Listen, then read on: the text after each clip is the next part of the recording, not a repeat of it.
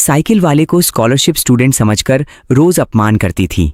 असली पहचान जानकर सब हैरान रह गए। आज की कहानी एक ऐसे इंसान की है जिसने जिंदगी में सब कुछ खोकर भी अपनी मुस्कान नहीं खोई, जिसे लोगों ने हर मोड़ पर गिराने की कोशिश की, लेकिन वो हर बार उठा।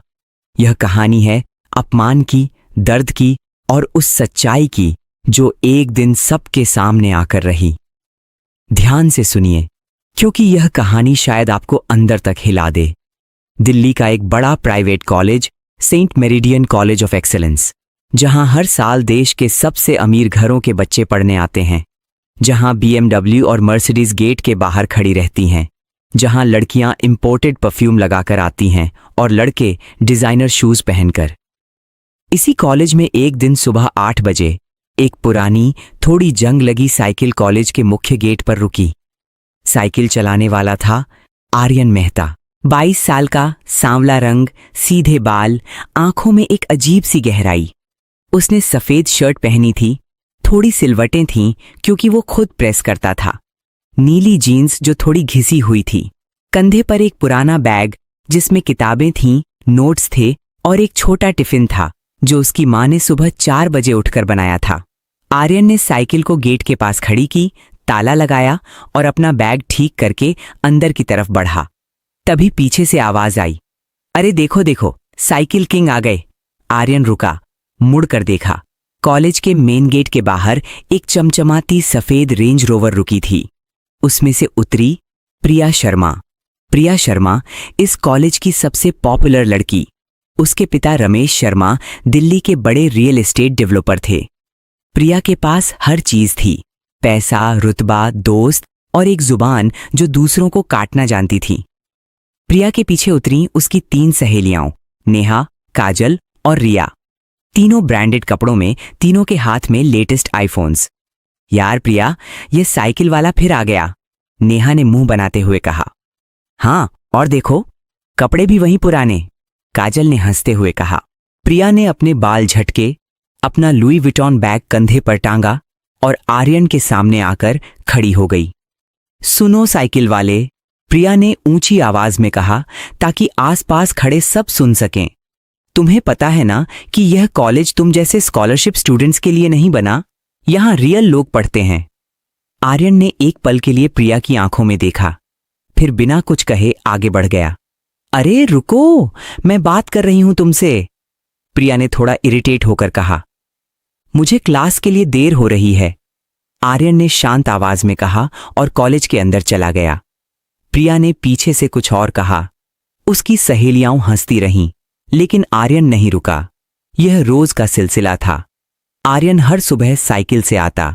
प्रिया और उसकी गैंग हर बार कुछ न कुछ कहती, कभी उसके कपड़ों पर, कभी उसकी साइकिल पर, कभी उसके टिफिन पर। एक दिन कैंटीन में आर्यन अपना टिफिन खोलकर खाना खा रहा था, साधारण दाल और रोटी। प्रिया वहां अपनी सहेलियों के साथ आई। उसने आर्यन का टिफिन देखा और जोर से हंसने लगी। देखो यार, ये स्कॉलरशिप वाला कैंटीन में भी घर का खाना लाता है। इसे पता भी है कि यहां इटालियन और चाइनीज फूड मिलता है। शायद इटालियन का मतलब नहीं पता होगा इसे, रिया ने कहा। अरे छोड़ो, गरीब बच्चे का दिल मत तोड़ो, काजल ने मॉक सिंपैथी दिखाते हुए कहा। आर्यन ने अपना टिफिन बंद किया, उठकर बाहर चला गया। उसने उस दिन खाना नहीं खाया, लेकिन घर जाकर उसने अपनी मां को कुछ नहीं बताया, क्योंकि उसकी मां रात के 10 बजे तक दूसरों के घर में बर्तन मांजती थी ताकि आर्यन पढ़ सके। आर्यन की मां का नाम था सुमन मेहता। 50 साल की उम्र, हाथों में काम की वजह से पड़ी दरारें, चेहरे पर थकान, लेकिन आंखों में अपने बेटे के लिए एक रोशनी। वो हर सुबह 4 बजे उठती थी, आर्यन का खाना बनाती थी, फिर पड़ोस की मिसेस कपूर के घर साफ सफाई करने जाती थी, फिर मिस्टर मल्होत्रा के घर, फिर दोपहर को वापस आकर थोड़ा आराम करती और शाम को फिर निकल जाती। आर्यन जब घर आता तो मां पूछती, कॉलेज कैसा रहा बेटा? अच्छा रहा मां, आर्यन हमेशा यही कहता। मां खुश हो जाती। आर्यन नहीं चाहता था कि मां को पता चले। वो जानता था कि मां को बताया तो मां दुखी होगी, और वो अपनी मां को दुखी नहीं देख सकता था। कॉलेज में आर्यन का एक दोस्त था, समीर।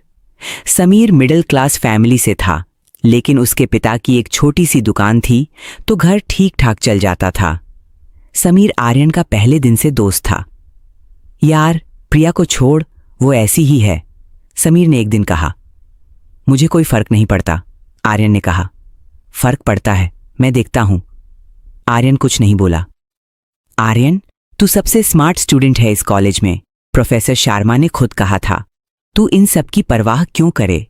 मैं करता नहीं, आर्यन ने कहा। लेकिन रात को जब सोता था तो प्रिया के शब्द कानों में गूंजते थे। तुम जैसे स्कॉलरशिप स्टूडेंट्स के लिए नहीं बना ये कॉलेज।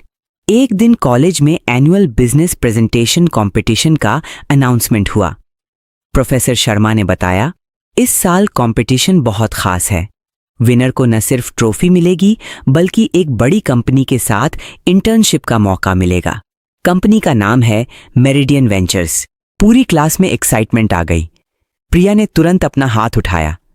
सर, मैं पार्टिसिपेट करूंगी। वेरी गुड प्रिया। सर, मैं भी, आर्यन ने कहा। कक्षा में एक पल के लिए शांति छा गई। फिर प्रिया हंसी। Aryan, business presentation? यार, तुम्हें बिजनेस का क्या पता? तुम तो स्कॉलरशिप पर हो। स्कॉलरशिप इंटेलिजेंस का प्रमाण है, पैसों की कमी का नहीं, आर्यन ने शांति से कहा। प्रिया कुछ देर के लिए चुप हो गई। फिर उसने कहा, देखते हैं। अगले 3 हफ्ते आर्यन रात के 2-2 बजे तक जागता रहा। उसने अपनी प्रेजेंटेशन में एक नया बिजनेस मॉडल तैयार किया। एक ऐसा टेक स्टार्टअप आइडिया जो रूरल इंडिया के किसानों को डायरेक्टली अर्बन मार्केट से जोड़ता। समीर ने उसकी मदद की। दोनों ने मिलकर रिसर्च की, डेटा कलेक्ट किया, ग्राफ्स बनाए। प्रिया के पास पैसा था। उसने एक प्रोफेशनल एजेंसी हायर की जो उसकी प्रेजेंटेशन बनाए। उसकी प्रेजेंटेशन में एनिमेशंस थे, 3D ग्राफिक्स थे और एक प्रोफेशनल वॉइस ओवर भी था। प्रेजेंटेशन का दिन आया। प्रिया पहले गई। उसकी प्रेजेंटेशन देखकर क्लास ने तालियां बजाईं। प्रोफेसर्स ने नोट्स लिए। फिर आर्यन की बारी आई। उसने अपना लैपटॉप खोला। सिंपल स्लाइड्स, कोई फैंसी एनिमेशन नहीं, लेकिन हर स्लाइड पर डेटा था, रिसर्च था और एक विजन था जो अलग था। आर्यन ने बोलना शुरू किया और जब वो बोलता था तो पूरी क्लास चुप हो जाती थी। उसने बताया कि भारत के 70% किसान आज भी बिचौलियों की वजह से अपनी फसल का सही दाम नहीं पाते। उसने बताया कि एक सिंपल ऐप से यह प्रॉब्लम सॉल्व हो सकती है। उसने एक्चुअल नंबर्स दिए, एक्चुअल विलेजेस के एग्जाम्पल्स दिए, क्योंकि वो खुद उन गांवों से आता था। जब आर्यन रुका, पूरी क्लास कुछ देर के लिए चुप रही। फिर प्रोफेसर शर्मा ने कहा, excellent Aryan, this is exactly what real business thinking looks like. Results आए। विनर आर्यन मेहता। प्रिया दूसरे नंबर पर थी। प्रिया का चेहरा देखने लायक था। उसे यकीन नहीं हो रहा था। उसने इतना पैसा खर्च किया, एजेंसी हायर की, और हार गई उस लड़के से जो साइकिल पर आता है। फिक्स हुआ होगा, प्रिया ने अपनी सहेलियों से कहा। हाँ यार, स्कॉलरशिप स्टूडेंट्स को फेवर मिलता है, नेहा ने सपोर्ट किया। लेकिन इस बार आर्यन ने सुन लिया। वो पास से गुजर रहा था, रुका, प्रिया की तरफ देखा। फिक्स नहीं था, मेहनत थी जो तुम्हें पैसों से नहीं मिलती, और वो चला गया। उस रात आर्यन घर आया। माँ ने खाना बनाया था। क्या हुआ आज, कुछ स्पेशल था? माँ ने पूछा। हाँ माँ, कंपटीशन जीता। माँ की आंखों में आंसू आ गए। मेरा बेटा, उसने आर्यन को गले लगा लिया। आर्यन ने महसूस किया, यह मोमेंट, यह गले मिलना, यह उसकी माँ का रोना, यह किसी भी ट्रॉफी से बड़ा था। माँ, एक बड़ी कंपनी में इंटर्नशिप मिलेगी, मेरिडियन वेंचर्स। माँ ने फिर रोना शुरू किया, इस बार खुशी से। अगले दिन कॉलेज में प्रोफेसर शर्मा ने आर्यन को बुलाया। एरियन, तुम्हारी इंटर्नशिप मेरिडियन वेंचर्स में स्टार्ट होगी, लेकिन एक बात, मेरिडियन वेंचर्स के एमडी खुद तुम्हारी प्रेजेंटेशन देखना चाहते हैं। उन्हें तुम्हारे आइडिया में इंटरेस्ट है। जी सर, ये बहुत बड़ा मौका है, तैयार रहो। आर्यन ने हाँ कहा। लेकिन जब वो प्रोफेसर के कमरे से बाहर आया तो उसके हाथ थोड़े कांप रहे थे। मेरिडियन वेंचर्स, वो कंपनी जिसके बारे में उसने सिर्फ न्यूज़पेपर्स में पढ़ा था, भारत की टॉप 5 कंपनीज में से एक।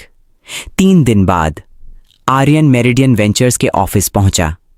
दिल्ली के कनॉट प्लेस में एक 40 मंजिला इमारत ग्लास और स्टील से बनी।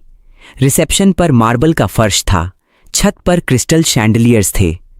आर्यन अपनी पुरानी शर्ट और जीन्स में था। उसने जूते पॉलिश किए थे। रिसेप्शन पर लड़की ने उसे ऊपर से नीचे देखा। आप? आर्यन मेहता, मुझे एमडी साहब से मिलना है। आपका अपॉइंटमेंट है? हाँ, प्रोफेसर शर्मा ने फिक्स किया था। थोड़ी देर बाद आर्यन को 38वीं मंजिल पर ले जाया गया। एक बड़े से कैबिन के दरवाजे खुले। अंदर एक बुजुर्ग आदमी बैठे थे, लगभग 55 साल के। सफेद बाल, आंखों पर स्पेक्टिकल्स, चेहरे पर एक गंभीरता। आर्यन मेहता? जी। बैठो, उन्होंने मुस्कुराकर कहा। मैंने तुम्हारी प्रेजेंटेशन देखी, बहुत अच्छा काम किया। Thank you sir. तुम्हारा यह किसान मार्केट कनेक्शन आइडिया, इस पर हम पहले से काम कर रहे हैं, लेकिन तुम्हारा एंगल डिफरेंट था। तुम खुद किसान परिवार से हो? आर्यन को थोड़ा अचरज हुआ। नहीं सर, मेरी माँ हाउस होल्ड वर्क करती हैं, लेकिन मेरे नाना किसान थे। मैंने बचपन उनके साथ बिताया। बुजुर्ग आदमी ने कुछ देर आर्यन को देखा, फिर कहा, इंटर्नशिप की ऑफर तो है, लेकिन मैं तुम्हें एक और ऑफर देना चाहता हूं। हमारे साथ फुल टाइम प्रोजेक्ट पर काम करो।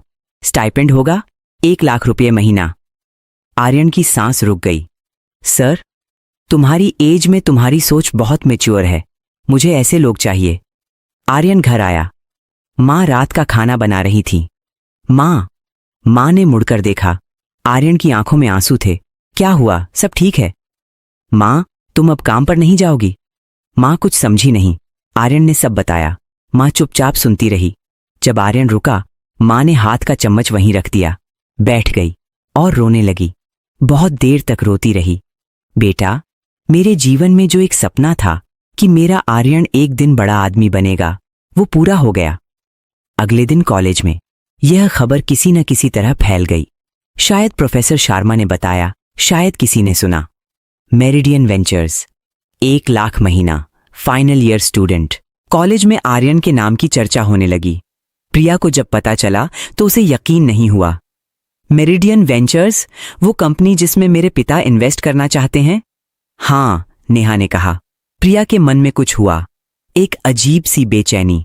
उसी दिन शाम को कैंटीन में आर्यन समीर के साथ बैठा था। प्रिया आई, अकेली, बिना गैंग के। आर्यन ने उसे देखा लेकिन कुछ नहीं कहा। प्रिया कुछ देर खड़ी रही, फिर बोली, कंग्रेचुलेशंस। आर्यन ने ऊपर देखा, मेरिडियन वेंचर्स के लिए। थैंक यू, आर्यन ने कहा। प्रिया कुछ और कहना चाहती थी, लेकिन नहीं कह पाई, चली गई। समीर ने देखा, यार, उसे कुछ हुआ है। होता है, आर्यन ने कहा और अपनी किताब खोल ली। 2 हफ्ते बाद एक बड़ा इवेंट था, कॉलेज का एनुअल फेस्ट। इसमें बाहर से भी लोग आते थे, बड़े बिजनेसमैन, एलुमनाई, मीडिया। इस साल का स्पेशल गेस्ट था मेरिडियन वेंचर्स के एमडी। जब वो स्टेज पर आए तो हॉल में तालियां बजीं। उन्होंने स्पीच दी, कॉलेज की तारीफ की, फिर कहा, इस कॉलेज में एक स्टूडेंट है जिसने मुझे इंप्रेस किया, जिसका बिजनेस माइंड मैंने अपने करियर में बहुत कम लोगों में देखा है। Aryan Mehta, please come on stage. Aryan उठा, तालियां बजीं, वो स्टेज पर गया। एमडी ने उसका हाथ थामा और पूरी ऑडियंस से कहा, यह लड़का साइकिल पर कॉलेज आता है, सादे कपड़े पहनता है, माँ दूसरों के घर काम करती हैं, लेकिन इसके आइडियाज इस हॉल में बैठे किसी भी बड़े बिजनेसमैन से बेहतर हैं। यही असली सक्सेस है। पूरा हॉल खड़ा होकर तालियां बजाने लगा। प्रिया भी खड़ी थी, तालियां बजा रही थी, लेकिन उसकी आंखें नम थीं। इवेंट के बाद बाहर पार्किंग लॉट में आर्यन अपनी साइकिल खोल रहा था। आर्यन, पीछे से आवाज आई, मुड़कर देखा, प्रिया थी। आर्यन ने कुछ नहीं कहा। मुझे माफ करना, प्रिया ने कहा।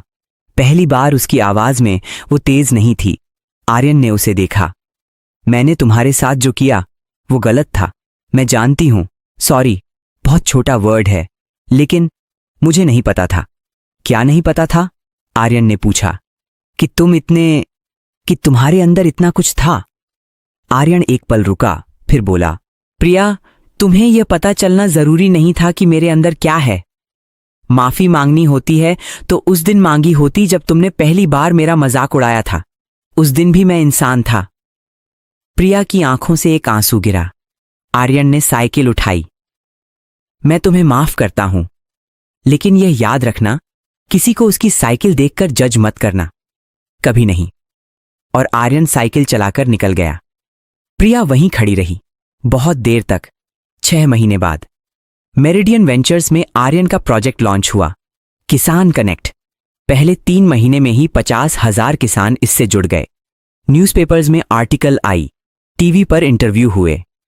22 साल के आर्यन मेहता, जिनका स्टार्टअप किसान कनेक्ट रूरल इंडिया को बदल रहा है। आर्यन की मां ने वो न्यूज़पेपर काटकर अपने घर की दीवार पर लगाई। रोज सुबह उठकर देखती और मुस्कुराती। 1 साल बाद सेंट मेरिडियन कॉलेज में कन्वोकेशन था। आर्यन को चीफ गेस्ट के रूप में बुलाया गया, वही कॉलेज जहां उसे स्कॉलरशिप वाला कहकर बुलाया जाता था। आर्यन स्टेज पर आया, माइक थामा। कुछ साल पहले मैं इसी कॉलेज में साइकिल पर आता था। कुछ लोग मेरा मजाक उड़ाते थे, मेरे कपड़ों पर, मेरी साइकिल पर, मेरे खाने पर। उन दिनों मैं रात को सोचता था, क्या मुझे छोड़ देना चाहिए? क्या मैं सही जगह हूं?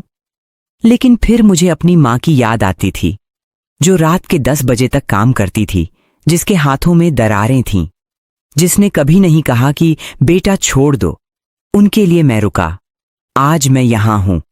और ये साइकिल, आर्यन ने पॉज लिया, ये साइकिल आज भी मेरे घर में है।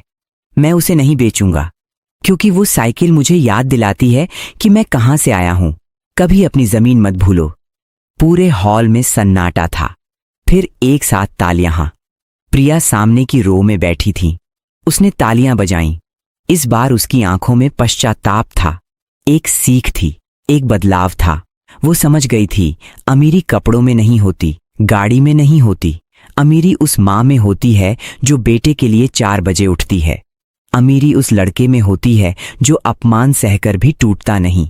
अमीरी उस साइकिल में होती है जो किसी के सपनों को कैरी करती है। यह कहानी यहां खत्म नहीं होती।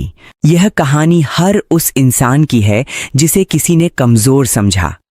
हर उस मां की है जिसने अपने हाथों को घिसकर बेटे का भविष्य बनाया। हर उस साइकिल की है जो किसी के सपनों को ढोती है। अगर तुम भी उस साइकिल पर हो, रुकना मत। तुम्हारी मंजिल आने वाली है। दी एंड।